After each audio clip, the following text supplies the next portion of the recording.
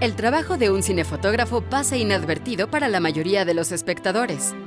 Sin embargo, es fundamental para el resultado de una película, al grado de que muchos cineastas han considerado al fotógrafo como el colaborador más importante del director de cine. En México tenemos a uno de los mejores fotógrafos de cine contemporáneos, que ha trabajado con las más grandes figuras del séptimo arte como Tim Burton, los hermanos Coen, Alfonso Cuarón, Terrence Malick y Alejandro González Iñárritu. Chivo Lubezki, which I didn't mention. Chivo, I love you. You are the genius. You are the artist of our generation. I want to thank Chivo. Thank you for bringing the light to this journey. Nació en la Ciudad de México el 30 de noviembre de 1964. Durante su infancia, se dedicó a ver películas de cualquier parte del mundo. Las veía sin leer los subtítulos, pues siempre estuvo interesado en las imágenes, aun cuando no entendiera lo que se decía. El mundo sarà meraviglioso. Ingresó a la Escuela de Historia de la Universidad Nacional Autónoma de México, pero al poco tiempo decidió cambiar al Centro Universitario de Estudios Cinematográficos, una de las más importantes escuelas de cine en nuestro país, donde se especializaría en cinematografía. And he was my assistant because I was 2 years before him, and I was a DP supposedly at the film school. But pretty much in the process I realized, wow, she was a way better cinematographer than I am. En 1992 recibió el premio Ariel por su trabajo en la película Como agua para chocolate, la cual representaría su despegue al reconocimiento y fama. Los 2 años siguientes, volvió a ganar el galardón por su trabajo en las películas Miroslava y Ámbar. A nivel internacional, ha ganado en 5 ocasiones el American Society of Cinematographers Award for Outstanding Achievement in Cinematography in Theatrical Releases, así como el Tokyo International Film Festival en Japón por la película Como agua para chocolate y el Premio Coral en Cuba por Miroslava.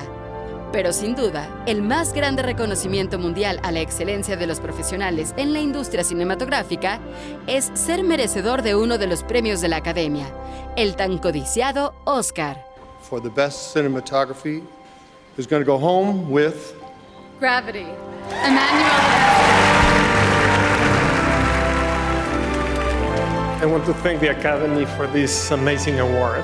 Nuestro invitado ha sido 8 veces nominado por su inigualable arte al haber colaborado en cintas como A Little Princess, Sleepy Hollow, The New World, Children of Men, The Tree of Life, y ha sido acreedor a este galardón en 3 ocasiones por las películas Gravity, Birdman y The Revenant, convirtiéndolo en el mexicano con mayor número de reconocimientos por su trabajo como director de fotografía.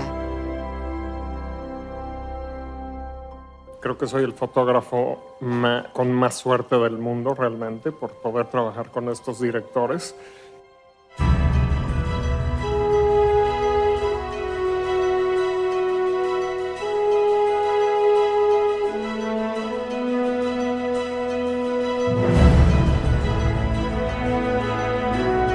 Fundación Telmex Telcel y todos sus becarios reciben en el Auditorio Nacional a uno de los más grandes orgullos de México y un líder que está haciendo historia. Bienvenido, Emmanuel El Chivo Lubezki, al escenario de México Siglo XXI. Damos la bienvenida a quien entrevistará y moderará la sesión de preguntas y respuestas con el Emmanuel Lubezki. Recibimos en el escenario a Alfonso Miranda. Un aplauso también para él, por favor.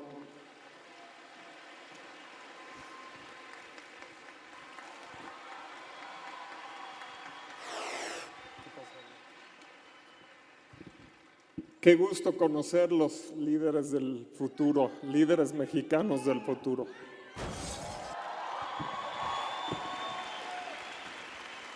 Pues muy buenas tardes.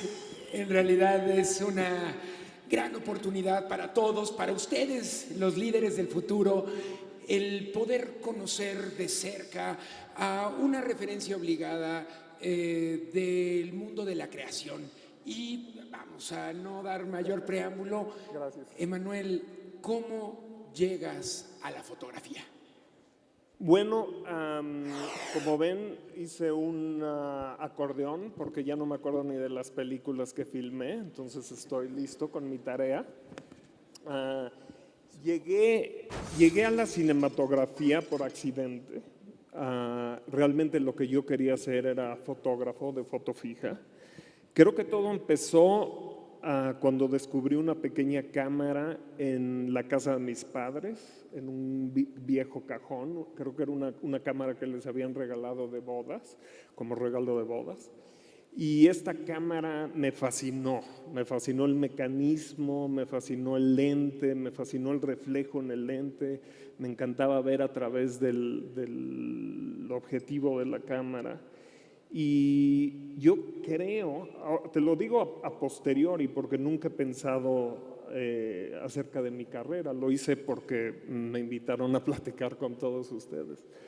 Pero creo que tal vez ese fue como el principio de todo mi amor por la fotografía, una pequeña cámara. Me acuerdo también que en la primaria había una muy hermosa colección de revistas del National Geographic y viendo las fotografías, pues uno veía los mundos lejanos y las etnias lejanas y había un cierto misterio que me atraía mucho. Obviamente creciendo y cuando fui a la secundaria empecé a conocer a los fotógrafos mexicanos como Álvarez Bravo y Graciela Iturbide, que fueron muy importantes en mi carrera, especialmente porque vi en ellos la posibilidad de hacer fotografía de autor. No sé si se le puede decir fotografía de arte, tú eres el experto, pero había una visión muy especial y muy diferente a la de los fotógrafos que tomaban fotos en los periódicos o que tomaban fotos para modas, y me llamó mucho la atención su trabajo. Un fotógrafo en particular que me encantó era Cartier-Bresson, que trabajaba para una agencia que se llamaba Magnum, que hacía un trabajo fabuloso. Otra cosa que fue muy importante es que cuando entré a la secundaria conocí al primer fotógrafo de carne y hueso, que fue mi maestro Agustín Estrada. Me gustaría que estuviera aquí. Agustín fue muy importante porque era un joven biólogo, fotógrafo profesional, que cargaba su cámara a todos lados y a veces venía después de un viaje etnográfico o un viaje en donde había tomado fotos en las montañas de Chiapas o en Oaxaca y nos traía estas fotos para verlas. Y fue la primera vez que dije, yo puedo ser como él. Este es un humano real, y me identifiqué profundamente con Agustín. A partir de eso entré al Club Fotográfico de México, donde aprendí la alquimia, la química de la fotografía y me empecé a clavar más en el trabajo fotográfico, y después tuve la gran oportunidad de conocer a Graciela Iturbide, una de las grandes fotógrafas mexicanas, que era la mamá de Manuel Rocha, que era el que era el pianista de mi banda de rock, que por suerte ustedes nunca oyeron. Y Graciela me invitó varias veces a fotografiar con ella. Y más importante, fue quien me dijo, Chivo, si te interesa la foto, ¿por qué no vas a la Escuela de Cine de la UNAM? Hay un muy buen departamento de fotografía y yo creo que eso va a solucionar tu ansiedad. La ansiedad que todos ustedes sintieron probablemente cuando vas a entrar a la universidad y no sabes qué hacer y no sabes si lo vas a poder hacer, etcétera, etcétera. Y entonces tuve la suerte de entrar al CUEC y a los pocos meses de estar ahí me enamoré de la cinefotografía. Y ese fue el principio de mi carrera. Está increíble. ¿Y cómo pulsas tu trayectoria cinematográfica y, digamos, tu nivel de experimentación, quizá a partir de una afortunadísima mancuerna con Alfonso Cuarón? Bueno, conocí a Alfonso en el CUEC, en el Centro Universitario de Estudios Cinematográficos, y él y otros amigos como Luis Estrada, ellos eran realmente fans del cine, ellos eran cinéfilos. Yo empezaba a ver películas y no estaba tan enterado del mundo del cine, dado que la fotografía fija era lo que me gustaba. Nos hicimos amigos y en la época del CUEC, que creo que fue muy importante para mí, la época de la universidad, fue cuando aprendí lo básico, lo más básico de la cinematografía, cómo prender la cámara, cómo ponerle el magazine de película, cómo ponerle la batería, lo más básico. Y tuve la oportunidad de hacerme amigo de mucha gente con la que después trabajé muchos años y con la que empecé mi carrera. Una cosa muy importante fue que Televisa estaba haciendo un programa que se llamaba La Hora Marcada y nos dieron la oportunidad de trabajar ahí. Ese fue mi primer trabajo profesional. Y un poco lo que aprendí con Alfonso durante la época de La Hora Marcada era cómo hacer un shot, cómo crear un shot, un momento en toda esta narrativa que es el cine, un momento, cómo armarlo. Entonces fue muy importante entender que el cine es un trabajo de equipo. Y fue muy importante como trabajo profesional entender que el margen de error, porque el margen de error en las películas del CUEC era del 90%, ¿me entiendes? Eran casi un fracaso absoluto todas ellas. En La Hora Marcada el fracaso era nada más del 80%. Es muy importante hablar del error, porque ya hablaremos un poco más de eso, pero cuando estás aprendiendo, cuando estás empezando, el error no equivale al fracaso. El error es parte de la experimentación, es parte del aprendizaje y es una parte muy, muy importante.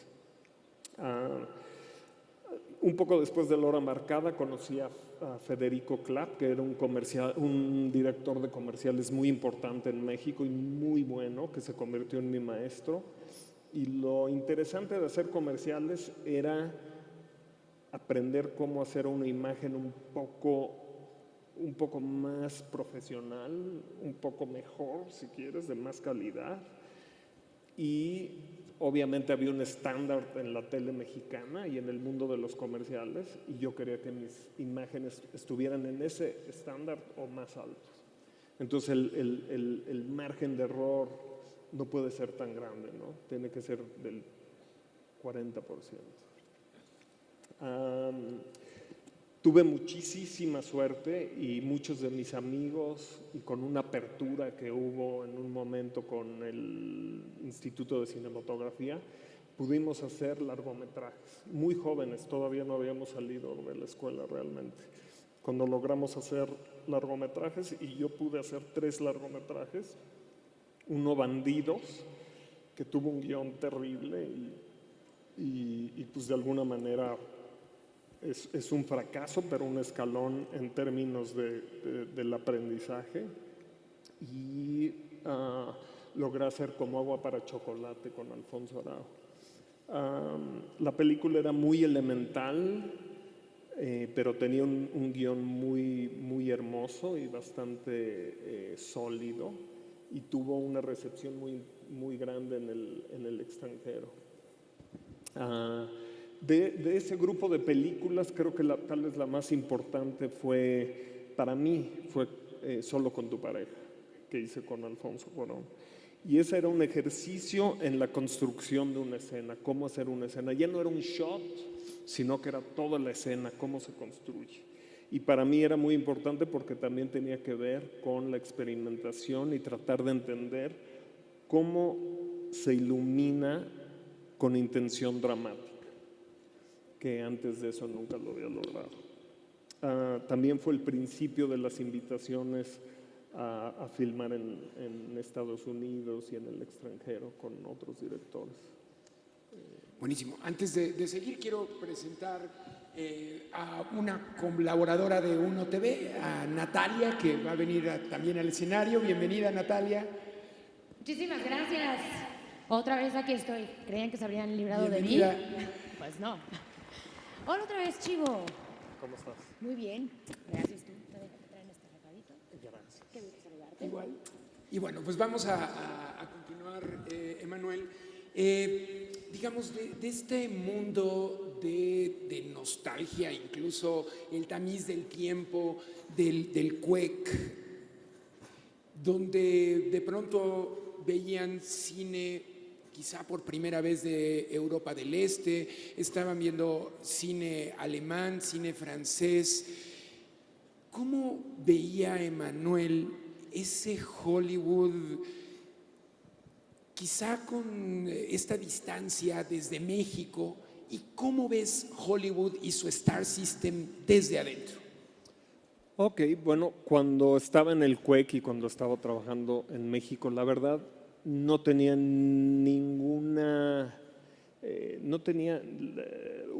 la menor intención de ir a trabajar a Estados Unidos, y no sabía nada de Hollywood ni de Star System porque no era un interés especial. Lo que sucedió es que después de estos largometrajes, una actriz, Jeannie Tripplehorn, le sugirió a un director, Ben Stiller, que me contratara para hacer su película. Entonces fue cuando me llamaron a hacer Reality Bites. Y esa fue una película muy importante para mí porque fue la primera película que hice en el Studio System en Hollywood. Y fue un shock tremendo. Número uno, porque no hablaba inglés. Entonces a los líderes del futuro les tengo que decir que tienen que aprender a hablar inglés y probablemente chino y cualquier idioma que puedan, porque es muy importante, especialmente en un mundo globalizado. Entonces llegué a Estados Unidos a hacer esta película, no hablaba muy bien inglés, lo sufrí muchísimo, y fue el primer shock con el Star System, porque lo que sucedía es que yo me había acostumbrado a trabajar con autores de cine en México, que de lo único que hablaban era de la película y de cosas internas a la película, y de repente estaba en Estados Unidos haciendo mi primera película y de lo que se hablaba era dónde vamos a estacionar el camper de Winona Ryder, dónde vamos a estacionar el camper de Ben Stiller para que estén más cerca del set. Entonces las prioridades eran un tanto diferentes, me tuve que acostumbrar. Después de esa película, Cuarón regresa a Estados Unidos y hicimos una película que se llama Little Princess, que fue para mí muy importante porque era un experimento de punto de vista, es decir, la historia le sucede a una niña de 8 años, dónde poner la cámara para que la gente que ve la película sienta lo que está sintiendo esta niña. Entonces eso fue muy primero y muy importante, y creo que es el primer gran trabajo de Alfonso Cuarón, su masterpiece, su primer gran trabajo. Me sentí muy contento de ver a mi amigo con ese triunfo, pero más que el triunfo, con saber que era un gran director. Esa película también hizo que la Asociación de Fotógrafos Americana me invitara a ser parte de su asociación, y que la Academia de Cine me invitara a entrar a la academia. Entonces eso de alguna manera empieza una relación con los fotógrafos que yo siempre había admirado, como Storaro, etcétera, etcétera. Lo hermoso de la asociación de fotógrafos es que tú puedes ir una mañana y preguntarle a los viejos fotógrafos lo que quieras. Entonces es como una librería que está abierta para ti. Después de esa película hice Birdcage con Mike Nichols y con Robin Williams, el actor Robin Williams, y lo que aprendí en esa película es que es muy importante dominar la técnica para poder improvisar. Entonces mucho de la película es improvisada, pero uno no puede improvisar como un músico de jazz si no dominas la técnica de tu instrumento. Entonces eso creo que fue muy importante. Y después viene otra película con Alfonso Cuarón, que curiosamente es muy importante, pero fue un gran fracaso. Fue un fracaso total. La película se llama Great Expectations. Grandes esperanzas en Grandes español. esperanzas, perdón. Y fue una película donde nos las pasamos muy, muy mal. Espero que Cuarón no esté aquí. No. Él lo asume también con dignidad. Ok. Fue horrible, nos las pasamos muy mal, pero es muy importante porque la crisis, y eso les va a pasar mucho durante su carrera y durante su experiencia en la universidad, la crisis lleva cambio. Y es muy importante saber que la crisis es como un tornado, como una tormenta, y saber que la crisis va a pasar, que no es el fracaso total. Y también lo importante de la crisis es que nos llevó a reinventarnos. Y un poco, Alfonso es un poco como un reptil. Es un reptil que cambia de piel, ¿no? Cuando hay una crisis, deja la piel anterior y se convierte en otra persona. Y se reinventan en México. Y se reinventa y nos reinventamos en México. Porque estábamos buscando, entendimos que Great Expectations había fracasado porque no era una película personal y no la habíamos entendido y era un mal guión y etcétera, etcétera. Y era muy verde, ¿no? Y era muy verde. Habíamos utilizado el verde en todos los escenarios y queríamos volver a nuestras raíces y volver a México y volver a lo que conocíamos y a los personajes que conocemos y a las situaciones que eran íntimas. A reencontrar nuestra identidad, y creo que eso es muy importante. Empezamos con experimentación en la película y con muchas escenas improvisadas con Diego y Gael. También fue muy importante involucrar a Diego y Gael, ¿no? Que empezaban en su carrera y que tenían una energía impresionante. Entonces creo que esa película es tal vez en mi carrera una de las más importantes.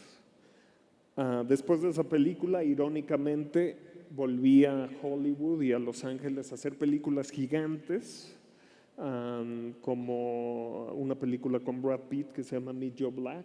¿Conoces a Joe Black? Conoces a Joe Black, en donde hay una parte de la cinematografía que tiene mucho que ver con la ingeniería, y esa película era enorme. Rentamos todas las luces de los rentadores en el estado de Nueva York, y después hice una película que se llama Sleepy Hollow, me parece que se llama así, con Tim Burton, que es uno de los grandes directores del cine en Hollywood. Con Tim lo que descubrí es que uno puede ser autor de su trabajo dentro de Hollywood, especialmente como Tim Burton o Guillermo del Toro, si tu trabajo tiene que ver con el cine de género y si el estudio sabe cómo hacer el marketing, cómo vender la película. Es mucho más difícil si el estudio no entiende muy bien cómo vender la película. Si digo, voy a hacer una película sobre Alfonso y yo que vamos al Vips, y si no lo entienden, pues no sería la van a hacer. Sanborns, Sí, por favor. Exacto. Esto estamos hablando de fines de, 1999, con La leyenda del jinete sin cabeza y Joe Black. ¿Y después qué sigue? Bueno, una cosa importante es que al acabar esa película me di cuenta que yo podía, en lugar de tratar de encontrar un estilo propio, que yo podía ser una especie de camaleón, y que el trabajo del cinematógrafo es ayudar al director a traducir sus ideas en imágenes. Y cada director es distinto, y cada script es distinto, y cada situación es distinta. Entonces, si yo podía moverme y actuar un poco como un camaleón, las películas saldrían un poco mejor. Después hice un par de otras películas, unas buenas, unas malísimas, pero creo que lo importante es cuando me reencuentro con Alfonso, que realmente Alfonso ha sido un gran maestro en mi vida y en mi carrera, y me invita a hacer Children of Men, que se llamó aquí Los Hijos del Hombre. Hijos del Hombre. Entonces, en Hijos del Hombre ya no queremos usar ninguna fórmula no queremos usar referencias de ninguna otra película, sino que queremos inventar nuestro propio lenguaje. Creo que eso es lo importante de la película. Y retomamos un poco cosillas de Y tu mamá también, como por ejemplo las tomas largas, para, ¿cómo se dice? Immerse, para tener Como una inmersión. Para un in- hilo conductor, hazte cuenta. pero ¿no? no se dice conductor, pero una inmersionar. inmersión. Sí, sí, Para Sí, un hilo de meter al continuación. público en el ambiente de la película y en la situación de la Que película. es de una atmósfera muy manera- tensa, muy de desasosiego, de apocalipsis. Es el apocalipsis, totalmente. Y queríamos que el público lo sintiera como si ellos estuvieran ahí. Entonces es una película, a diferencia de Little Princess, que era muy subjetiva y todo se veía desde el punto de vista de la niña. Ahora queremos que el público vea todo desde su punto de vista, pero como si todo estuviera pasando a su alrededor. Un poco como lo que ahora se llama virtual reality. También era muy importante el comentario social y hablar de por qué llegamos a ese momento, etcétera, etcétera. Acabando esta película, tuve la gran suerte de conocer a uno de los más grandes poetas del cine, que se llama Terrence Malick, y hacer 2 o 3 películas con él, The New World, Exactamente. no sé cómo se llama aquí, Sí, el Nuevo Mundo. El Nuevo Mundo es El 2005. Nuevo Mundo y The Tree of Life, Exacto. El árbol de la vida. El Árbol de la Vida. Ese es 2012. Exacto. Ve cómo pasa el tiempo, ¿no? Que de pronto no lo registramos. Y también, la verdad, yo nunca he pensado en retrospectiva. Esto lo tuve que apuntar porque ya no me acordaba qué películas había hecho. Pero con Terry es un genio, es realmente un genio, literalmente un genio, una persona que habla 20 idiomas y tiene una memoria fotográfica, etcétera, etcétera, pero es muy humilde, una persona increíblemente humilde, como un monje budista. Terry realmente me cambió como persona, me cambió como padre, me cambió como estudiante del arte, de la naturaleza. Una cosa hermosísima de Terry es que puede reconocer 100 o 200 cantos de aves.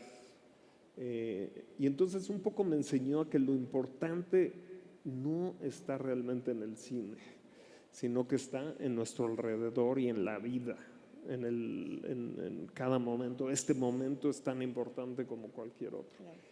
Y eso fue muy importante. Me enseñó también a trabajar con luz natural y me enseñó otra cosa que es muy importante, que es a observar. La verdad, muy poca gente se toma el tiempo a observar qué está pasando en la luz, aquí el reflejo del vaso, los camarógrafos en la penumbra, etcétera, etcétera. Cambió mi percepción de cuál es el trabajo del cinematógrafo. Y otra cosa hermosa sobre el trabajo de Terry es que me enseñó a buscar lo efímero. Y cómo el trabajo del fotógrafo es captar esa cosa efímera que desaparece y que puede estar ahí nada más un micrón de segundos. Entonces, lo hermoso de haber conocido a Terry es que se cerró un círculo extraño que yo no diseñé y que nadie diseñó, que era, amaba la foto porque podías captar lo efímero, me convertí en cinematógrafo. Luego me fui a Hollywood a hacer películas grandes y regresé a capturar lo efímero, que es probable que haya sido desde un principio lo que más me interesaba. Entonces, en su carrera seguramente van a tener, son como ríos que se abrirán y se cerrarán y darán de vueltas y cambiarán. Y lo que les puedo decir es que traten de enjoyment, Disfrutar. de disfrutar todos esos cambios.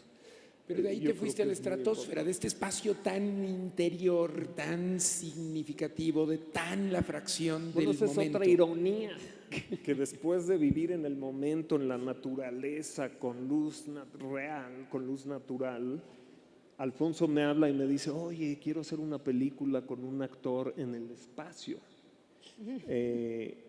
Y se convierte en Gravity, que es una de las películas más difíciles que he hecho, que se tardó 5 o 6 años en hacer, en construirla y en entender cómo hacerla. Obviamente no podíamos ir al espacio, entonces todos los ambientes están hechos en CGI, que quiere decir Computer Graphic Imaging. Todo es imagen digital. computadora y además... pues, La ironía es que queríamos que la película fuera lo más naturalista, pero la teníamos que hacer en la computadora. Entonces, una de las cosas que hice fue contratar a un grupo de físicos, matemáticos y astrónomos a que nos ayudaran a calcular y a entender cómo se comporta la luz en el espacio, fuera de la atmósfera, para que cuando el público vea la película sienta lo que siente una persona que está a 100 millas en el espacio. Y una cosa muy hermosa, una anécdota, es que hace 2 o 3 meses conocí a uno de los encargados del el equipo de gente de la NASA, uno de la gente que trabaja en la NASA en el estudio de Marte. Y nos saludamos y me dijo, Chivo, eres el que hizo Gravity. Bueno, esa en la NASA la consideramos como la película más representativa de cómo siente un astronauta cuando está en el espacio. Entonces fue un gran honor.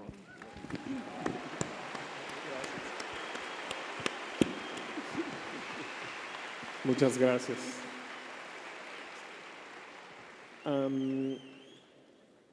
Gracias. Después de Gravity viene una especie de terremoto, no sé ni cómo llamarlo. Su nombre es Alejandro González Iñárritu.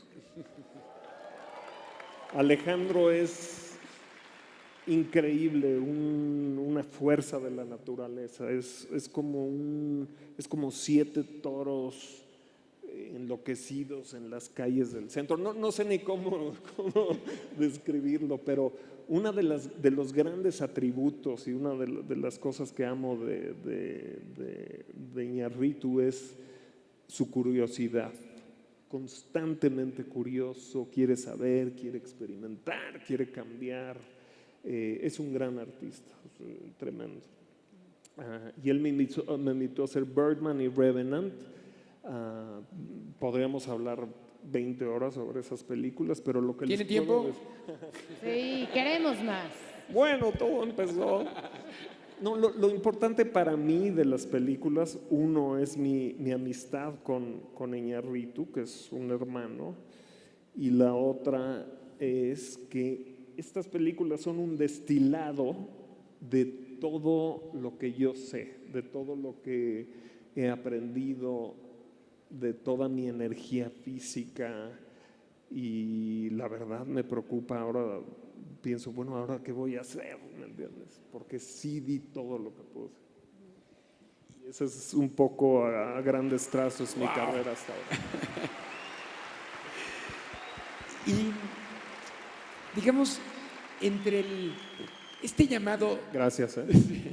Entre este llamado cine de autor y el negocio, ¿consideras que Periscope, Instagram y otras plataformas, incluso de distribución, aunque hay desde estas plataformas la creación, la distribución como Claro Video u otras muchas, son un medio consistente para esto, crear y distribuir cine?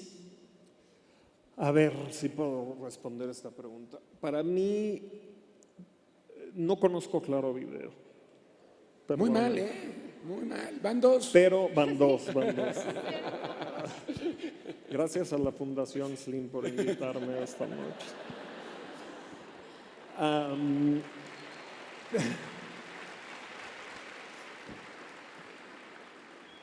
Una plataforma que uso muy constantemente es Netflix. Que digamos, es la Claro competencia Video. directa. Perdón, ¿vale? es la competencia directa. Y Tú di no que es Claro conocí. Video. ¿Eh? Tú di que es Claro Video. No, pero les voy a decir por qué.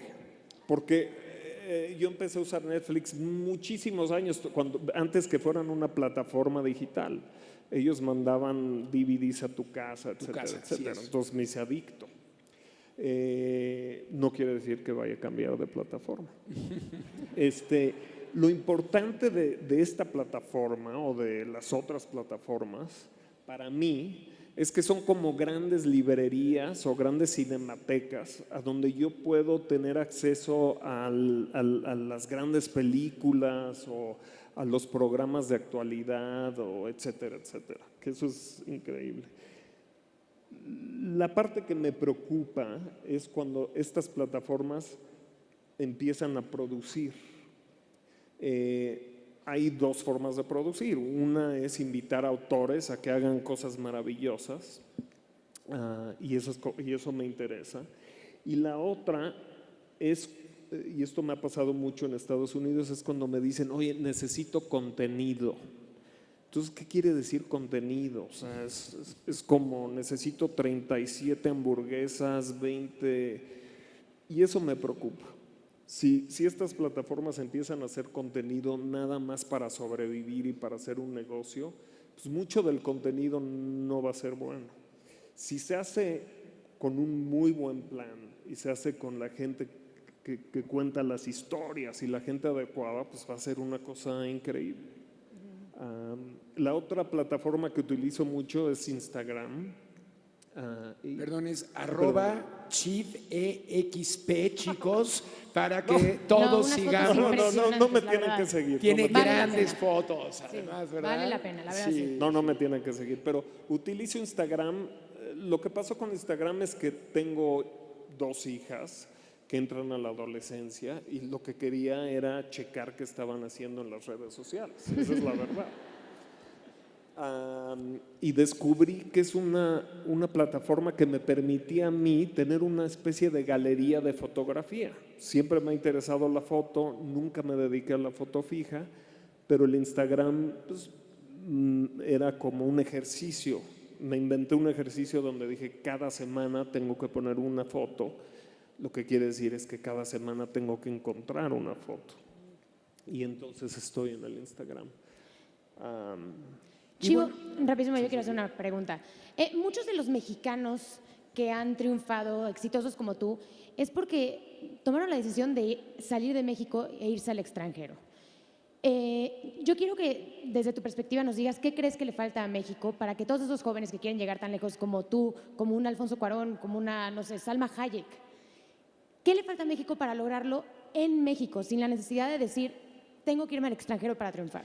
Bueno, creo que el problema está en la palabra triunfo.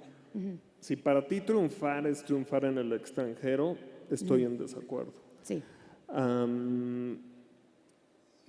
Mi carrera es muy particular y muy individual y cuando me fui al extranjero y traté de volver a México a trabajar, coincidió con un momento en donde no se estaba produciendo suficiente cine como para que yo regresara. Después hice una familia y me fue muy difícil regresar. Pero nunca he visto como triunfo el hecho de que trabaje para Hollywood. Yo creo que uno puede tener triunfo. El triunfo es una cosa interna, completamente interna. Es si tú estás satisfecho con lo que estás haciendo y hacia dónde vas. Sí, sí, claro. Entonces, muchas gracias. Y a ver, con esta pregunta, a propósito, pues, eres un migrante.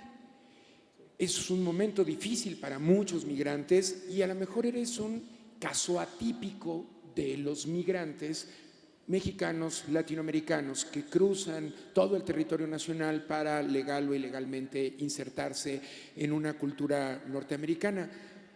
Tú siempre has tenido contacto con tu patria, ¿no? con la parte más sensible. ¿Qué te llevaste de México y qué extrañas más de México?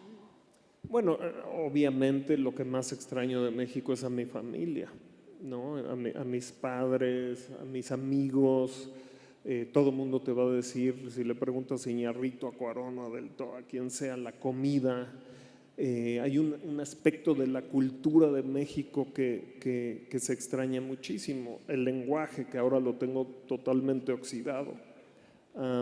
Pero eso es lo que más extraño. ¿Qué te llevaste? Pues yo me llevé lo que aprendí a México. Cuando yo me fui a México no era joven, ya tenía 20 y tantos años, y me llevé pues todo. Yo creo que el contexto socioeconómico, político, climático determinó quién era yo aquí en México, y cuando me fui pues, era un mexicano. De hecho me fui sin saber hablar inglés, que fue un error terrible. Y pues la gente que ha querido trabajar conmigo porque tenía una visión tal vez un poco diferente, la visión de un extranjero en Inglaterra o Estados Unidos, etcétera, etcétera. Pero sí son historias muy diferentes la de cada quien. Me gustaría hacer una de las preguntas del público. De Miguel Roberto Carrión Torres, de la Universidad Autónoma de Tamaulipas. Pregunta que ¿cuál fue el film que te marcó visualmente? Bueno, como dije anteriormente, ningún film me ha marcado visualmente. Ha sido una trayectoria, una evolución. Todos los films son importantes porque es como un río que te va llevando. Todo lo que les he dicho hoy lo pensé ayer, porque en realidad no estoy consciente de todo esto. Pero es como un río, y cuando vas en el río, tú lo que estás tratando es de sobrevivir. Entonces, todos los films fueron importantes, incluyendo los grandes fracasos, porque con los grandes fracasos es cuando aprendes y te renuevas. Pero todavía, por ejemplo, veo Y tu mamá también con mucho cariño. Solo con tu pareja la veo con mucho cariño, aunque es muy elemental. Muchas de las películas que he hecho con Alfonso están muy cerca de mi corazón. Pero, por ejemplo, algún film que no sea tuyo, que te haya marcado visualmente. Claro. Bueno, hay toda la historia del cine. Estuvimos hablando mucho tiempo antes de entrar aquí con Alfonso, y toda la historia del cine, todo lo que he podido ver me ha marcado de alguna manera. De hecho, les recomiendo que vean el cine de Fellini y el cine de Herzog. Particularmente, por ejemplo, de Fellini me gusta 8 y medio, y de Herzog me gusta Fitzcarraldo. Y hablo de estas dos películas porque creo que estos son dos cineastas que han logrado algo único, y que es contar historias, narrar y crear emociones en el público con el cine. Entonces yo le llamo el cine puro, que no me gusta la palabra puro, pero no he encontrado otra. Es el momento en el que el cine, porque el cine tiene mucho del DNA del teatro y de la novela y del vodevil, pero estas películas son únicamente cinematográficas. Son historias que no se podrían contar de ninguna otra manera. Entonces se las recomiendo mucho. Anotado. Y con frecuencia, pues el mejor consejo es el que no se da. Pero estamos en una coyuntura, por supuesto, de líderes del futuro, la excelencia académica de este país. ¿Qué les puedes compartir? ¿Algún consejo? Bueno, no tengan miedo a cometer errores. Creo que cuando estás estudiando es muy importante poder cometer errores, y no dejes que nadie a tu alrededor te diga, no lo lograron. Es muy importante cometer errores, y esto lo voy a tener que decir en inglés porque no sé la traducción, les pido perdón, pero es follow your bliss, que la traducción sería follow your bliss. Pues, es, no sé qué es Beatles. ¿Quién nos ayuda?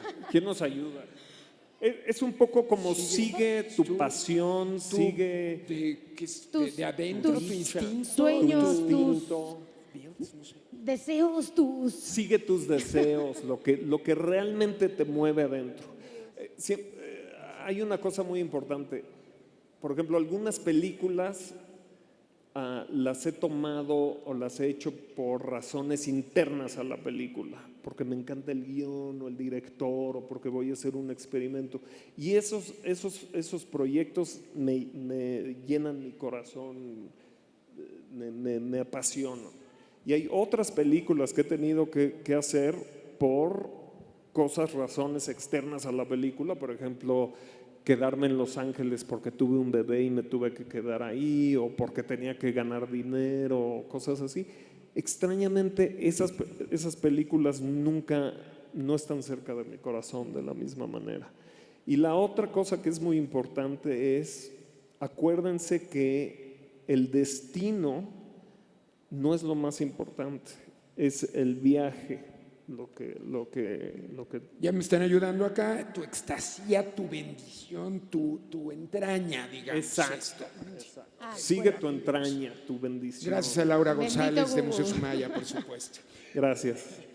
Oye, a mí me gustaría hacer otra pregunta. Mencionaste ahorita, bueno, una cantidad de directores con los que has trabajado, desde Alfonso Cuarón, Iñárritu, Terrence Malick. Si tuvieras que elegir a uno solo para trabajar con él por el resto de tu vida, ¿Un director? un solo director. No. ¿A cuál no. sería? Uno. Una parte básica de mi trabajo es la variedad. Ajá. Y es poder trabajar con muchos directores y hacer cosas diferentes y no repetirme. Eso también ha sido un poco una ley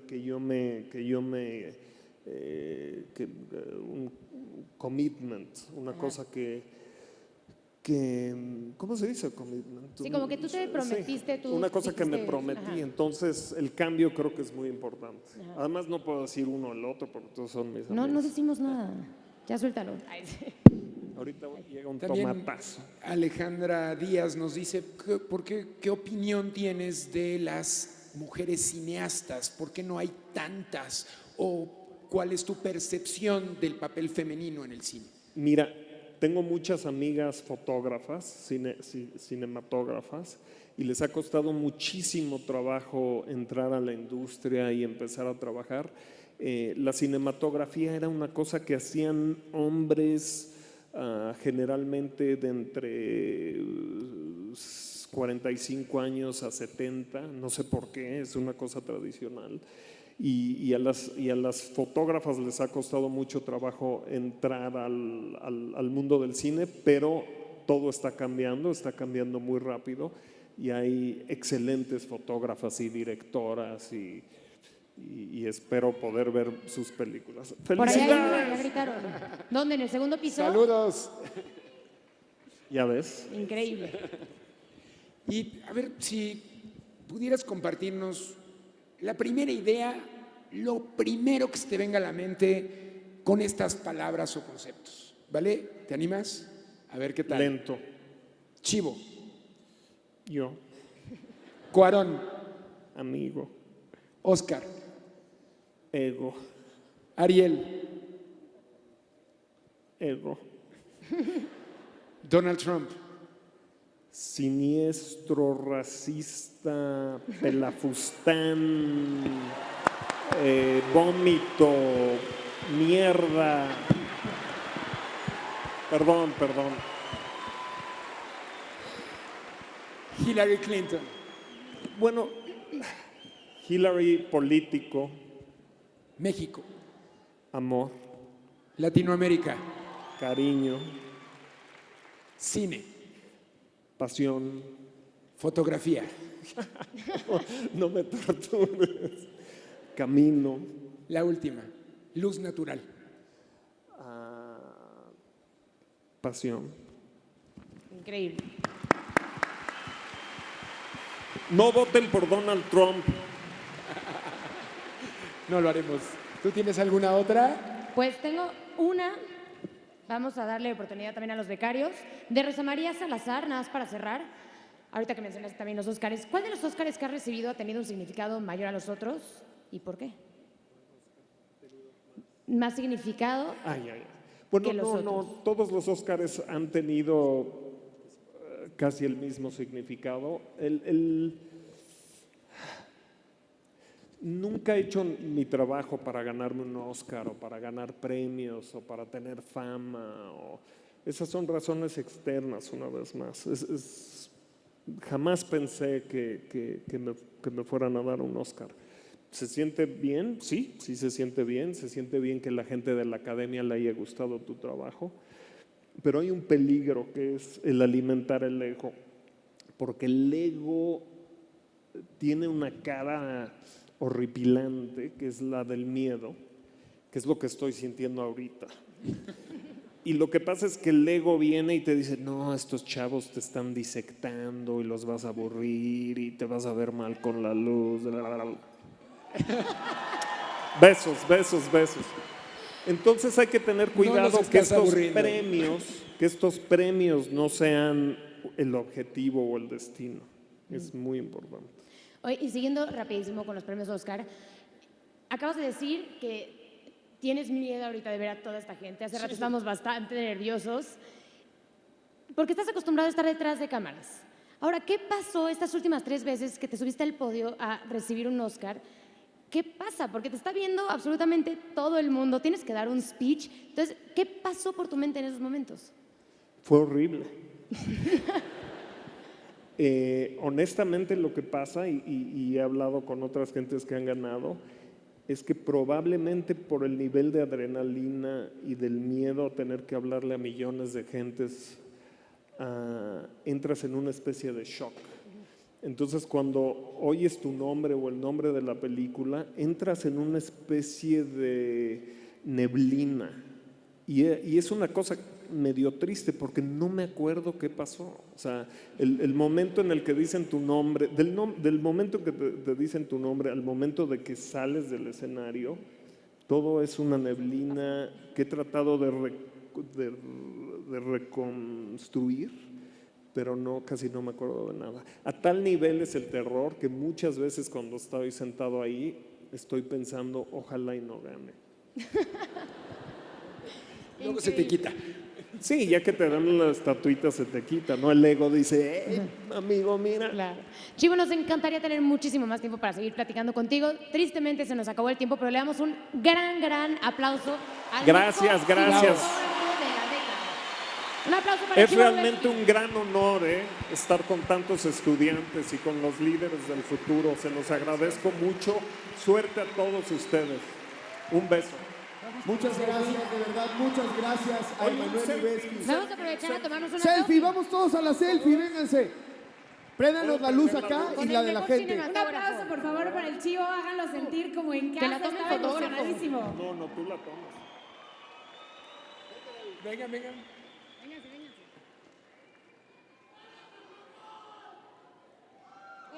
¡Eso! 1,000,000 de gracias, mil. Muchas gracias también a Natalia Ricó, mi compañera en Uno TV.